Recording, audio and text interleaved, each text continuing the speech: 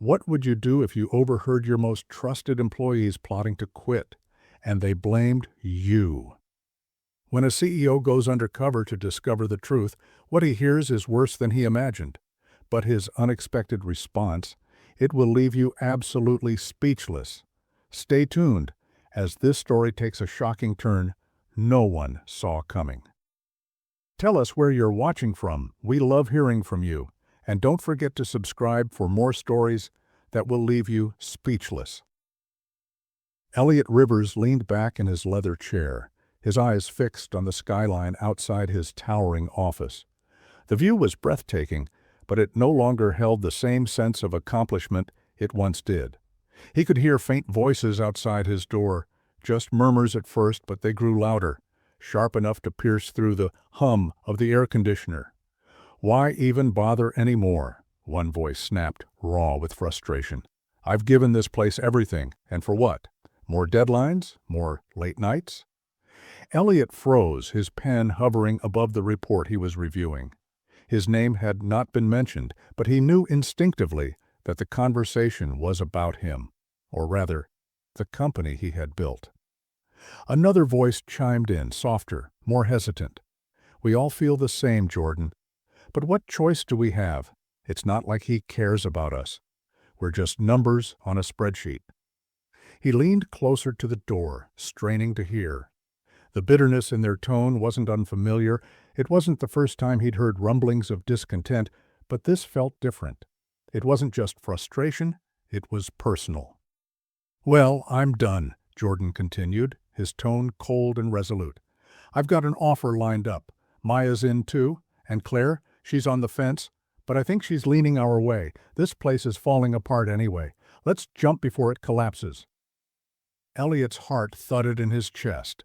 His employees, the ones he trusted, the ones he thought he knew, were planning to leave.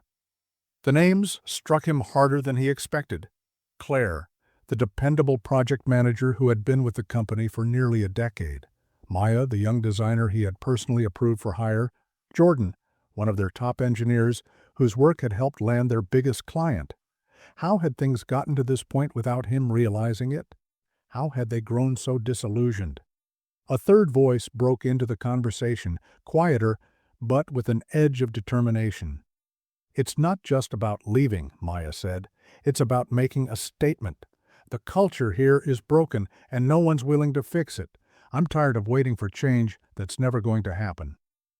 Elliot sat frozen in his chair, his mind racing. He knew the company wasn't perfect. What business was? But he had always believed they were different, that they treated their people with respect.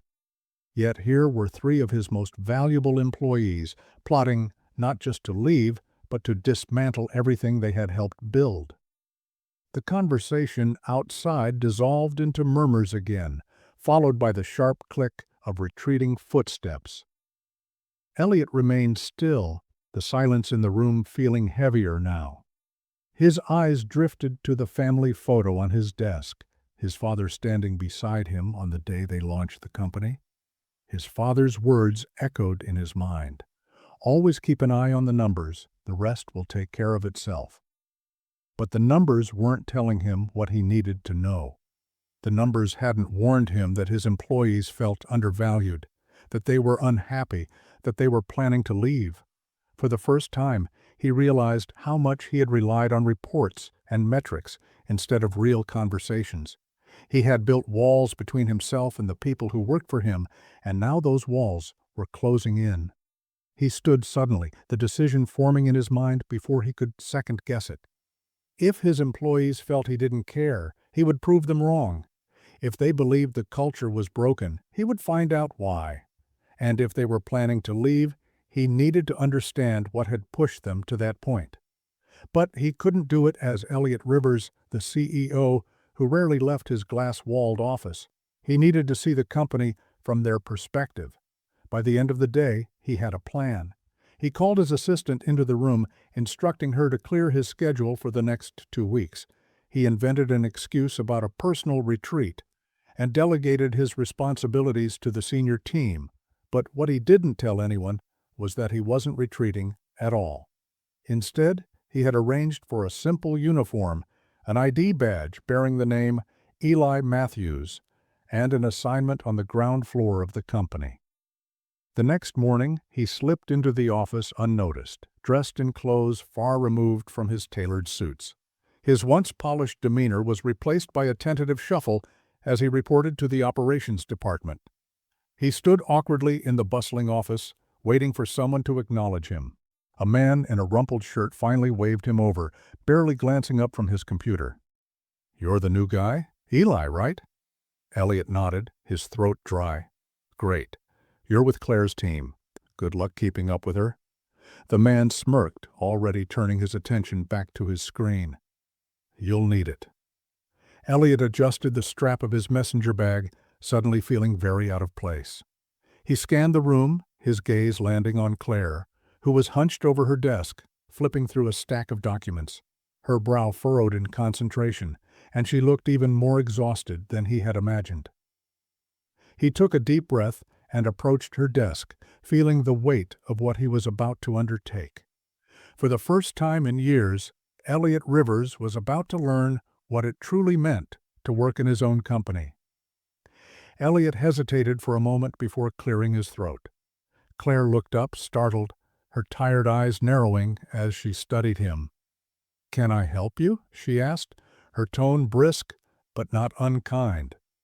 "I'm Eli," he said, extending his hand awkwardly. "I'm new here. They told me I'm on your team." She glanced at the papers in her hand, then back at him.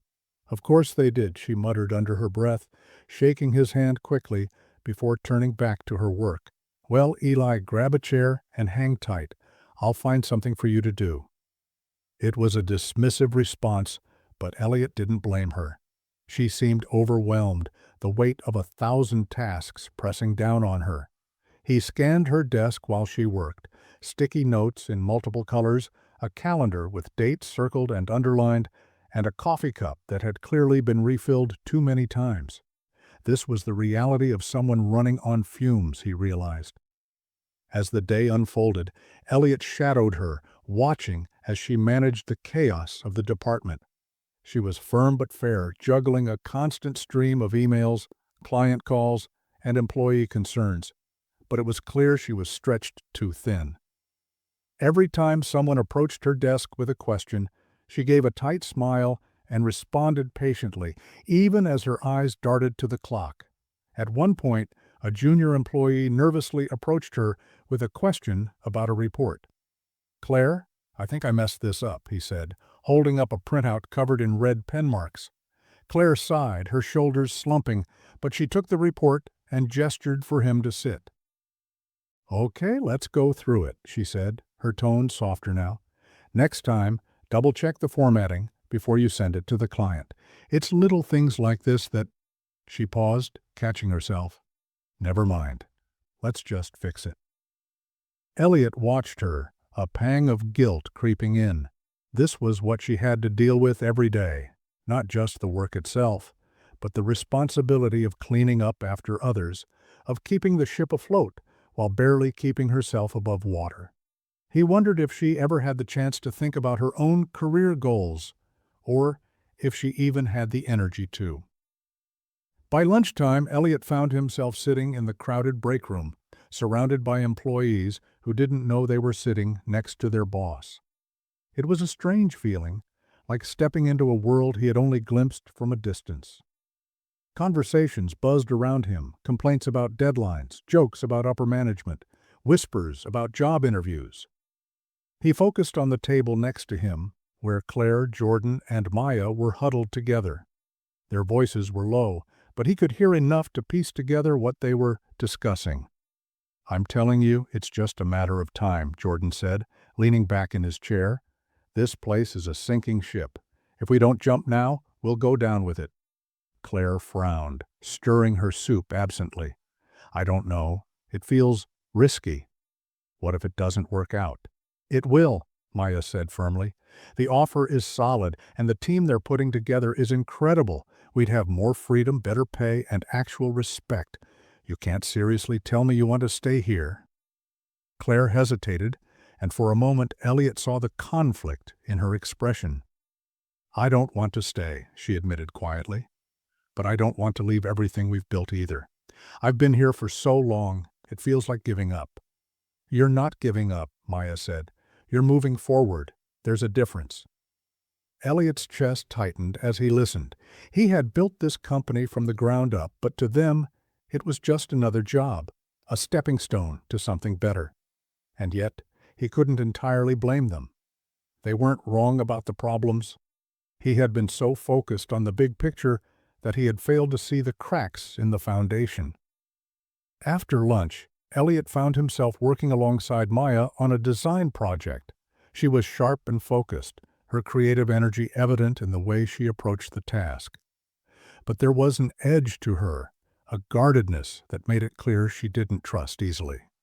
"So, Eli," she said casually, not looking up from her screen, "what made you want to work here?" Elliot hesitated, caught off guard by the question. "I guess I wanted to see how a company like this operates," he said, choosing his words carefully. It seemed like a good opportunity. Maya snorted, still typing. "An opportunity? That's one way to put it." "What do you mean?" he asked, trying to sound genuinely curious. She paused, glancing at him. "Look, no offense, but this place isn't exactly a dream job. People stay because they're stuck, or because they're too tired to find something better. But if you're smart, you'll keep your options open." Elliot nodded, her words cutting deeper than she realized. He wanted to defend the company, to tell her she was wrong, but he knew it wouldn't matter. She had already made up her mind.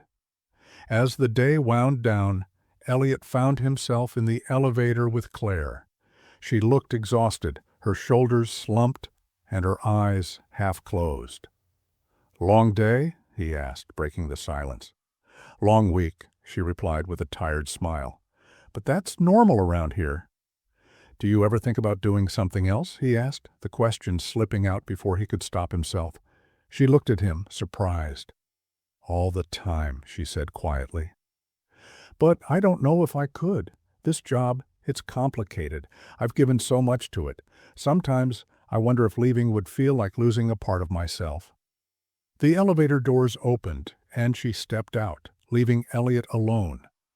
Her words stayed with him long after she was gone, a reminder of how much the company had taken from her, and how little it had given back. The next morning, Elliot arrived early, eager to observe the workplace before the usual chaos set in. The office was still quiet, the hum of computers and faint shuffling of papers filling the space. He walked past the rows of desks, noticing the details he had missed before: outdated equipment, faded motivational posters, and employees already looking weary before the day had even started. It was a stark contrast to the polished image of the company he had held in his mind. Claire arrived a few minutes later, balancing a stack of papers and her coffee, which sloshed precariously in its cup. She gave him a distracted nod as she passed, already diving into her work. Elliot followed her to her desk, offering to help, but she waved him off. "Thanks, Eli, but I've got it," she said, her tone polite but firm. "Just try to stay out of trouble." He watched her, noting the dark circles under her eyes and the faint tension in her jaw. She was carrying the weight of more than just her workload, and he was determined to find out what it was. Mid-morning, Elliot found himself paired with Jordan on a coding project.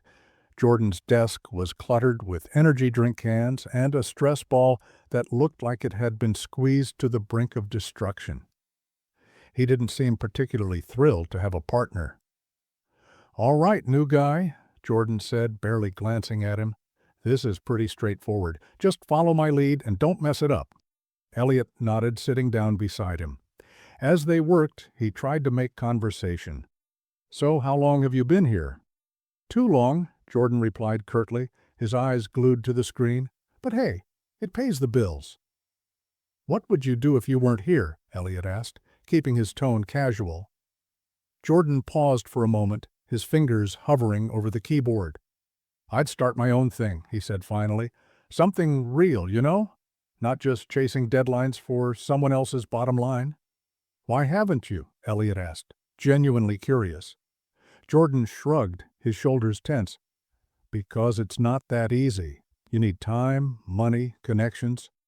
And honestly, I don't think anyone here has the guts to take that leap, not even me. Elliot sensed there was more to the story, but decided not to push.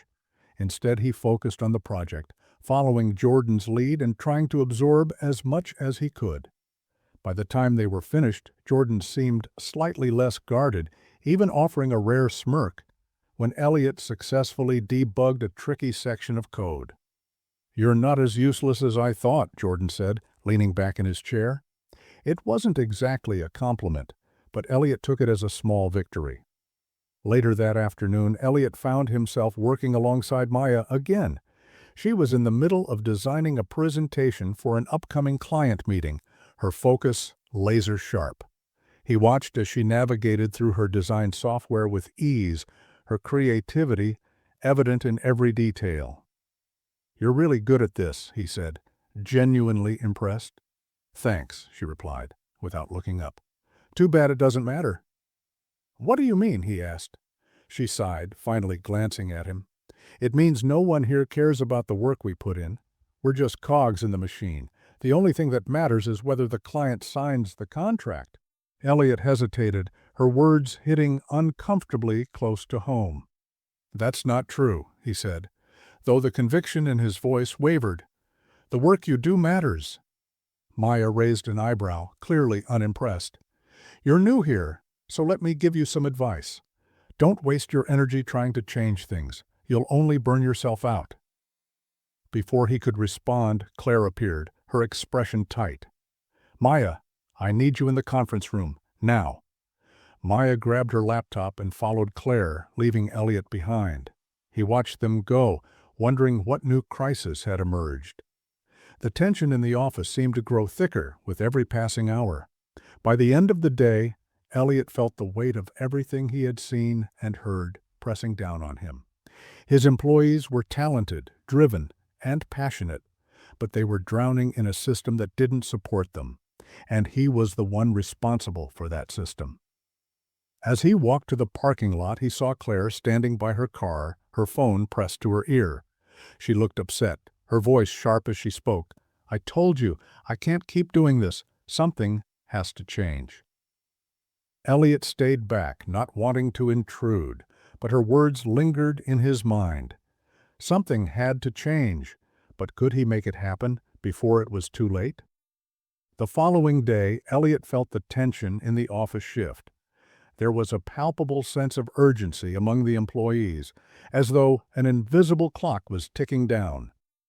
Conversations were quieter, more guarded, and there were subtle glances exchanged that hinted at something brewing beneath the surface. Elliot couldn't help but feel that the cracks he had been observing were about to widen. When Claire arrived, she looked even more stressed than usual. She dropped her bag onto her desk and immediately started sorting through a mountain of papers. Elliot approached her cautiously, unsure whether to interrupt. "Everything okay?" he asked, his voice low. Claire gave him a distracted glance. "Define okay," she said with a humorless laugh. "The client presentation is a mess. Half the team is behind on their work, and Jordan just called in sick. So, no, not really." Elliot frowned, recognizing the familiar pattern, a leader so overwhelmed with responsibilities that they barely had time to breathe, let alone delegate effectively. "Is there anything I can do to help?" he asked. She looked at him, surprised by the offer. For a moment she seemed to consider it, but then she shook her head. "Thanks, but no. This is above your pay grade." The comment stung, but Elliot didn't argue. Instead, he stayed close, quietly observing, as Claire tried to juggle the chaos. She barked orders to her team, answered phone calls, and tried to troubleshoot a technical issue with the presentation software, all while maintaining an air of control. But Elliot could see through the facade. She was barely holding it together. Around midday, Maya appeared at Claire's desk, her expression grim. "We need to talk," she said, glancing around to make sure no one was listening. Claire sighed, running a hand through her hair. Now? Can it wait? No, Maya said firmly. It can't. Reluctantly, Claire nodded and followed Maya to a quiet corner of the office. Elliot kept his distance but couldn't resist edging closer, pretending to review a stack of documents on a nearby desk. Their voices were low, but he managed to catch snippets of the conversation. They're making moves, Maya said, her tone urgent. If we don't act now, we'll lose our leverage. Claire's response was quieter, harder to hear. I don't know, Maya. This feels drastic. It's not drastic. It's necessary, Maya countered. We've been waiting for change for years, and it's not coming. If we don't take control of our futures, who will? Elliot's stomach churned. It was clear now that Maya wasn't just considering leaving. She was actively orchestrating something bigger. And Claire, though hesitant, was dangerously close to being pulled into her plan. He wondered how many others were involved, how deep this unrest truly went. By the afternoon, the tension had reached a breaking point. Claire was in the middle of a heated phone call with a client when her computer froze, taking the half-finished presentation with it. She slammed her hand on the desk, her composure cracking. I can't do this anymore, she muttered under her breath, though Elliot wasn't sure if she meant the project or the job itself. He decided to take a risk. Claire, he said, stepping closer, why don't you let me handle the presentation? I can't promise it'll be perfect, but at least it'll give you some breathing room. She stared at him, clearly torn. You don't even know the client. Then tell me what I need to know, he said. I'll figure it out. For a moment, it looked like she might refuse, but then she exhaled, sharply nodding. Fine, it's all yours. Just don't screw it up. Elliot got to work immediately, using what little information he had to piece together the presentation. It was a challenge, but he found himself surprisingly energized by the task. It had been years since he'd worked on anything hands-on, and despite the pressure, he felt a spark of creativity he hadn't experienced in a long time. When the presentation was finally finished, he showed it to Claire, who was visibly relieved. This actually isn't bad, she admitted, her tone softening. Thanks, Eli. I owe you one. Her gratitude was genuine, but Elliot couldn't shake the feeling that he had only scratched the surface of the problem. The presentation might have been saved, but the underlying issues, the dissatisfaction, the disillusionment, were still there, festering like an open wound. As the day came to an end, Elliot noticed Maya and Jordan huddled together near the exit, their voices low and conspiratorial. He couldn't hear what they were saying, but the intensity of their conversation was enough to make his chest tighten. Whatever they were planning, it was coming to a head, and he was running out of time to stop it. That night, as he sat in his small, temporary apartment, Elliot reflected on everything he had seen and heard. His employees weren't just unhappy, they were desperate. And desperate people made bold, sometimes reckless decisions. He had come here to understand their struggles, but now he realized he had an even bigger challenge ahead, convincing them that change was possible before they walked away for good. He leaned back in his chair, staring at the ceiling. The clock was ticking, and he didn't have a plan. All he had was the truth and the hope that somehow it would be enough. The next morning, Elliot entered the office with a sharper sense of purpose. The unease from the previous day lingered, but instead of allowing it to weigh him down, he decided to face it head on. The stakes had never been higher, and his time undercover was running out. Every word, every action now had to serve one purpose: to get closer to the truth and figure out how to salvage the trust of his employees before it shattered completely. The office buzzed with quiet tension as employees shuffled to their desks. Claire was already buried in her workload while Maya and Jordan were huddled near the coffee machine, their voices hushed.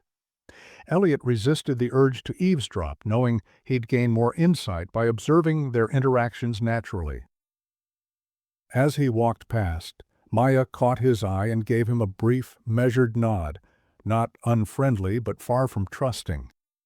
It was clear she still had him pegged as the new guy who didn't belong. Midway through the morning, an unexpected opportunity presented itself. Claire called an impromptu team meeting, pulling everyone into the conference room to discuss the upcoming client deadline. The room was cramped, the air thick with frustration, as people shuffled into their seats. Claire stood at the head of the table, her usual calm facade barely holding together. "All right, everyone," she began, her voice strained but steady. "We've got 3 days to pull this off. I know you're all juggling a million things, but this project is critical. If we don't deliver, it's not just our reputation on the line, it's the company's future." Elliot scanned the room, noting the varying reactions.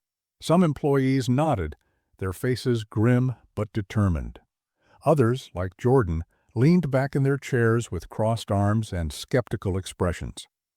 "Why bother?" Jordan said suddenly, his voice cutting through the tension. "We all know how this goes. We kill ourselves to meet the deadline, the client's happy, and then what? Nothing changes. We're back at square one, drowning in more work." Claire flinched, but she didn't back down. "I get it, Jordan. I really do. But if we don't deliver, it's not just the company that suffers. It's all of us." "And whose fault is that?" Maya chimed in, her voice sharp. "We've been saying for years that this system doesn't work. No one listens. Why should we keep breaking our backs for a company that doesn't value us?" The room fell silent, the weight of her words settling over the group like a heavy blanket. Claire opened her mouth to respond, but Elliot spoke first, surprising even himself. "Maybe the system doesn't work because no one's speaking to the people who can fix it," he said, his tone measured.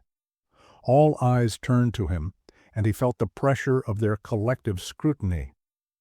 "I'm new here, so maybe I'm missing something, but it seems like everyone's working against each other instead of together. What if, instead of waiting for someone else to fix things, we started fixing them ourselves?" Jordan snorted, shaking his head. "Spoken like someone who hasn't been here long enough to see how broken it really is." "Maybe," Elliot admitted, leaning forward. "But what if the change you're waiting for isn't as far away as you think? What if it just needs the right push?" Claire glanced at him, her expression unreadable, but there was a flicker of something in her eyes. Curiosity, maybe even hope. Maya, on the other hand, looked unimpressed. "Nice speech," she said, crossing her arms. "But words don't mean much without action." "Then let's act," Elliot said, his voice firm. "What's one thing we can change right now to make this project easier for everyone?" The room went quiet again, but this time it wasn't the silence of defeat, it was the silence of people thinking. Finally, one of the junior employees, a quiet woman named Serena, spoke up. "We could streamline the approval process," she said hesitantly. "Half the time we're waiting for sign-offs that don't even matter." Claire nodded slowly. "That's true. If we cut out some of the unnecessary steps, we'd save hours, maybe even days." The conversation gained momentum from there, with more employees chiming in. Ideas began to flow, the energy in the room shifting from frustration to cautious optimism. Even Jordan and Maya contributed, though their skepticism remained evident. Elliot stayed quiet, letting the team take the lead. But inside, he felt a glimmer of hope. This was what he had been missing, not just the problems, but the solutions his employees were capable of if they were given the chance. By the end of the meeting, the team had outlined a plan to streamline the project, assigning clear roles and cutting out unnecessary tasks. As they filed out of the room, there was a noticeable change in the atmosphere, a spark of unity that hadn't been there before. Elliot lingered behind, watching as Claire gathered her notes. She looked up at him, her expression softer than usual. "You're full of surprises, Eli," she said. "Where did that speech come from?" He shrugged, feigning nonchalance. "Just seemed like the right thing to say." "Well, whatever it was, it worked," she admitted. "But don't think this means you're off the hook. You're still on call for anything we need." Wouldn't have it any other way, he said, smiling. But as Claire left the room, he felt the weight of reality return. The team's newfound energy was promising, but it wouldn't last without real change, and that change depended on him. The question was, how much longer could he stay in disguise before the truth came out? And when it did, would it be too late? The rest of the day moved at a faster pace, the team energized by their streamlined plan. For the first time, Elliot saw flashes of the potential his employees held when their frustrations weren't weighing them down. Claire was more focused, delegating tasks efficiently, and even Jordan worked without his usual undercurrent of sarcasm. Still, the unease simmering just beneath the surface remained. Elliot knew that one meeting wasn't enough to heal the fractures, especially with Maya and Jordan still visibly guarded. Later in the afternoon, Elliot found himself at Maya's desk, helping her refine the design files for the client presentation. Her focus was sharp, but there was a lingering tension in the air between them. She glanced at him occasionally, as though trying to read his intentions. "You know," she said suddenly, not looking up from her screen, "it's strange. You're not like the usual new hires." Elliot felt a pang of anxiety but kept his expression neutral. "What do you mean?" "You ask a lot of questions," she said, her tone laced with suspicion. "Most people just keep their heads down and do their work. But you? It's like you're studying us." Elliot chuckled nervously. "I'm just trying to understand how things work around here. You're all a lot more experienced than I am." Maya murmured, clearly unconvinced. She paused, turning to face him directly. "You're not management, are you?" The question caught him off guard, and for a split second he panicked. But he quickly composed himself, forcing a casual smile. "Nope, just a guy trying to keep up." Maya studied him for another moment, then shrugged, turning back to her work. "If you say so." The exchange left Elliot rattled. Maya was sharp, and her instincts were clearly telling her something was off. He needed to be more careful, but he also knew that gaining her trust was critical. She wasn't just a talented designer, she was a leader in her own right, and the other employees looked to her for direction. If he could convince her that change was possible, the others might follow. As the day wound down, Elliot noticed Claire heading to the break room, her shoulders sagging under the weight of exhaustion. He followed her, finding her leaning against the counter, staring blankly into her coffee cup. "Rough day?" he asked, his voice soft. Claire sighed, glancing at him. "Isn't it always?" Elliot hesitated, then decided to take a chance. "Can I ask you something?" She raised an eyebrow. "Sure." "Why do you stay?" he asked. "You're clearly overworked and you've talked about how frustrated you are, so why stick around?" Claire looked at him for a long moment, her expression unreadable. Then she sighed, setting her coffee down. "I guess, because I've been here for so long, I've seen this company grow, seen what it could be, and for a while it felt like we were building something meaningful. But now, I don't know. Maybe I'm just holding on to a version of this place that doesn't exist anymore." Her words struck a chord, and Elliot felt a pang of guilt. She was clinging to the vision he had once shared, but he had failed to nurture it. He had let the company become something unrecognizable, and people like Claire were paying the price. "What if it could exist again?" he asked quietly. "The version you believed in. What if it's not too late to get back to that?" Claire laughed bitterly. "I've heard promises before, Eli. Words are easy. Action? That's what matters." Before he could respond, Maya and Jordan walked into the break room, their conversation abruptly halting when they saw him and Claire. Maya's eyes narrowed slightly, her earlier suspicion resurfacing. "We're heading out," Maya said, her tone clipped. "Big plans tonight." Claire looked at her curiously. "What kind of plans?" Maya hesitated, then shrugged. "Just something personal."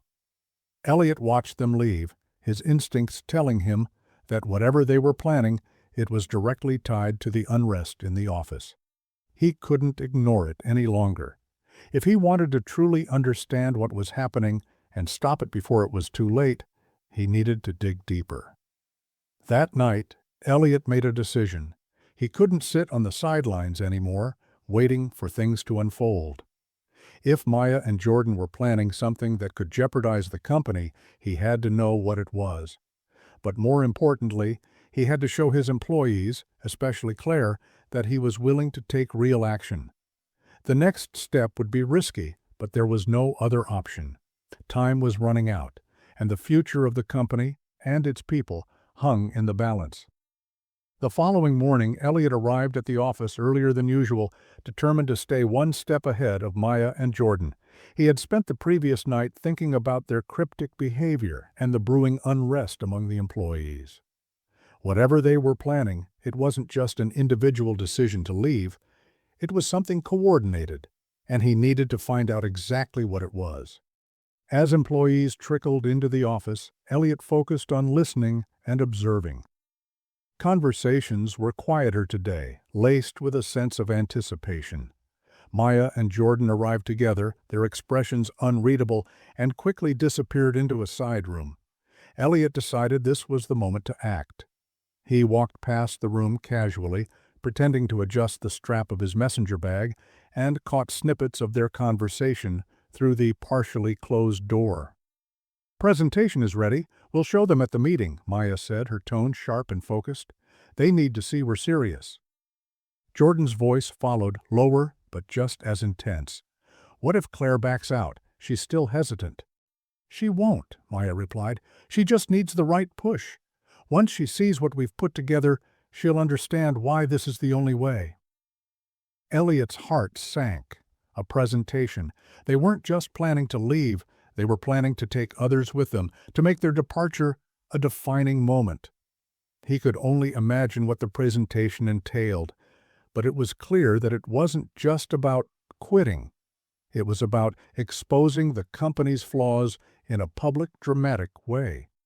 He lingered a moment too long, and suddenly the door creaked open. Maya stood there, her sharp eyes narrowing when she saw him. "Eli," she said, her voice flat. "What are you doing here?" Elliot froze, quickly fumbling for an excuse. I just got lost. I was looking for the break room." Maya didn't buy it. She crossed her arms, her gaze piercing. "Lost? You've been here long enough to know your way around. What are you really doing?" Before he could answer, Jordan stepped into view, his expression skeptical. "Something about you doesn't add up, Eli. You're always hanging around asking questions, sticking your nose where it doesn't belong." "I'm just trying to learn," Elliot said, his voice steady despite the tension. "This is all new to me, and I want to understand how things work here, that's all."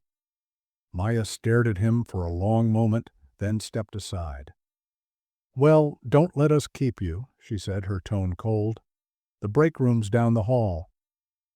Elliot nodded, forcing a casual smile as he walked away. His pulse raced, the encounter rattling him more than he cared to admit. Maya and Jordan were onto him, and he couldn't afford another slip-up. If they figured out who he really was, the fragile trust he was trying to build would shatter completely. By lunchtime, the tension in the office was palpable. Claire was unusually quiet, her brow furrowed, as she worked through her tasks. Elliot noticed her glancing at Maya and Jordan's desk more than once, as though trying to decide whether to confront them. He decided to take a chance and approach her. "Claire," he said softly, sitting down beside her, "is everything okay?" She hesitated, then sighed. "I don't know," she admitted. "Maya and Jordan, they've been acting strange. I feel like something big is about to happen, but they won't tell me what." Elliot nodded, choosing his words carefully. "Do you trust them?"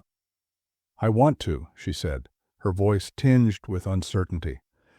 "But they're so focused on their plan that they're not thinking about the bigger picture. I don't know if I can go along with it." "Then don't," Elliot said gently. "If it doesn't feel right, you don't have to follow them. You have more power than you think." Claire looked at him, her expression conflicted. "It's not that simple. If I don't stand with them, I'll lose their trust. And if they're right about everything, staying here might be the bigger mistake.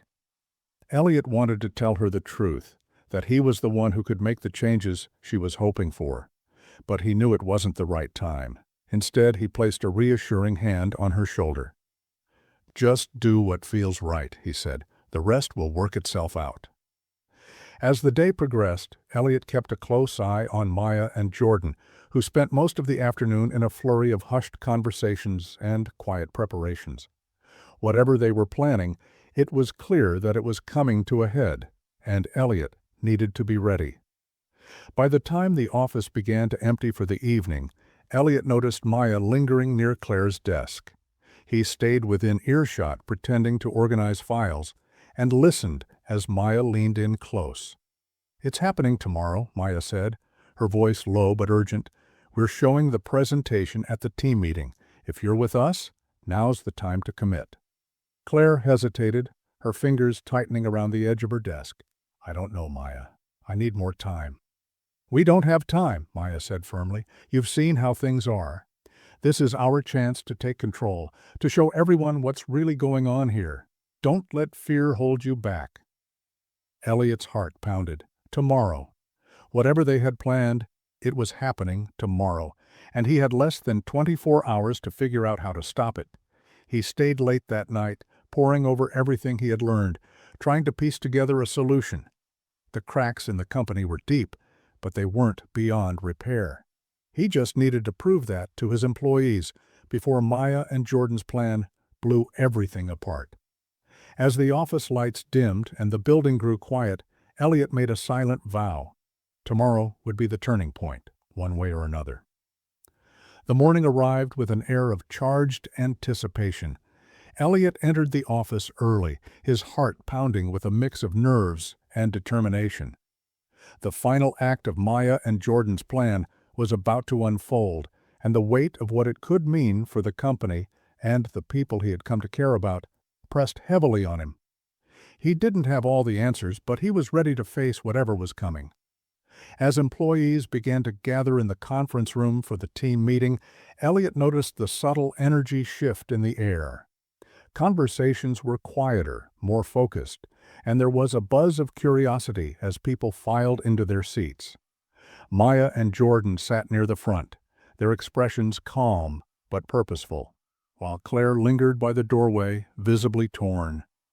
Elliot took a seat in the back, his pulse quickening as the meeting began.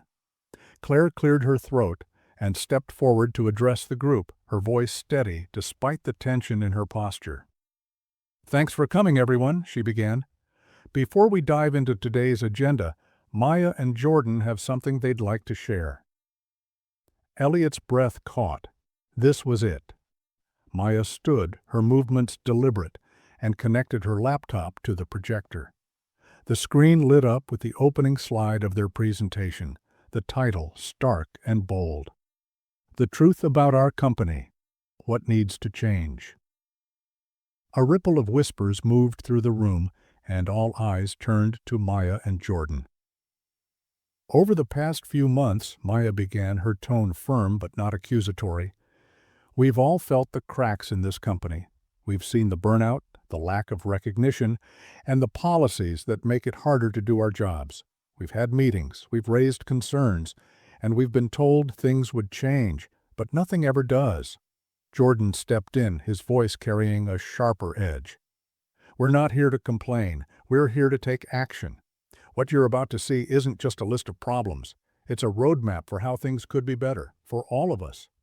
They launched into the presentation, detailing the issues they had identified: inefficient workflows, lack of transparency from leadership, inadequate resources, and a culture that prioritized deadlines over people. They didn't hold back, and their critique was brutal but fair. The room was silent, the weight of their words sinking in with each slide. Elliot watched from the back, torn between admiration for their courage and guilt for his role in the problems they were exposing. He had known things weren't perfect, but seeing it laid out so plainly was a sobering reminder of how far the company had drifted from the vision he had once had. As the presentation neared its conclusion, Maya paused, her gaze sweeping across the room. "We're not doing this to tear the company down," she said. "We're doing this because we believe it can be better. But if nothing changes, we can't stay. None of us can." Her words hung in the air, and for a moment the room was utterly still. Then, to Elliot's surprise, Claire stood up. "I've been here a long time," Claire said, her voice trembling slightly. "And I've seen the good and the bad. What Maya and Jordan are saying? They're right. Things need to change. But walking away isn't the only option." Maya frowned. "Claire, if you're not with us—" "I'm with you," Claire interrupted, her tone firm. "But I don't think leaving is the answer. We can't fix things from the outside. If we want real change, we need to fight for it here." The room erupted into murmurs, employees exchanging glances as they processed her words. Elliot saw the flicker of doubt in Maya's expression and knew it was time to act. He stood, the movement drawing everyone's attention. "Claire's right," he said, his voice steady but commanding. "Walking away is one way to make a statement. But staying and pushing for change, that's how you build something better." Maya turned to him, her eyes narrowing. "And what would you know about it, Eli?" "You've been here for what, a few weeks?" Elliot took a deep breath. This was the moment. "I've been here a lot longer than that," he said, stepping forward. "I'm not just some new hire. My name isn't Eli Matthews, it's Elliot Rivers." Gasps rippled through the room, and all eyes were on him. Maya and Jordan looked stunned, and Claire's face shifted from confusion to shock. "I'm the CEO," he continued, his tone humble. "And I came here undercover because I needed to see for myself what was happening in this company. I've been so focused on the big picture that I lost sight of what really matters, the people who make this place work." He paused, letting the weight of his words settle. Everything Maya and Jordan said in their presentation is valid. There are serious problems here, and they need to be addressed. But I don't want you to feel like you're fighting this battle alone. I'm here, and I'm listening, and I'm ready to do the work to make things right. The room was silent for a long moment, and Elliot could feel the tension as employees processed what he had just revealed. Then Claire spoke, her voice quiet but steady. "You've got a lot to prove, Elliot. Words are a start, but we need action." He nodded. "You're right. And that starts today. Effective immediately, I'm implementing some of the changes Maya and Jordan outlined. Streamlined workflows, more transparency from leadership, and resources to address burnout. And I want to hear from all of you about what else needs to change. This company isn't just mine, it's ours." Maya stepped forward, her expression still guarded. "And what happens if you don't follow through? What if this is just another empty promise?" "It won't be," Elliot said firmly. "Hold me accountable. If I don't deliver, you won't have to leave. I'll step down." The boldness of his statement sent another ripple through the room, but Maya seemed to consider it. Finally she nodded, though her skepticism didn't completely fade. "We'll see." The meeting ended with a tentative sense of hope. Some employees remained skeptical, but others seemed cautiously optimistic. Elliot knew this was just the beginning, but for the first time in a long time, he felt a glimmer of confidence in the future. As the office slowly returned to its rhythm, Claire approached him. "That was risky," she said, crossing her arms, "but it might just work." Elliot smiled, the weight on his shoulders feeling a little lighter. "Let's hope so, because this company deserves better, and so do you." For the first time in weeks, Elliot felt like he was finally moving in the right direction. The road ahead wouldn't be easy, but he was ready to walk it, one step at a time. In the weeks that followed, Elliot worked tirelessly alongside his employees, dismantling the barriers that had once separated him from their struggles. Trust wasn't rebuilt overnight, but step by step, the culture began to heal. Employees saw their ideas implemented, their voices valued, and the company slowly transformed into the vision they had all once believed in. Elliot learned the greatest lesson of leadership. Success isn't measured by profits, but by the people who make it possible. True change starts with listening. If this story moved you, subscribe for more inspiring tales and share your thoughts in the comments below. Star.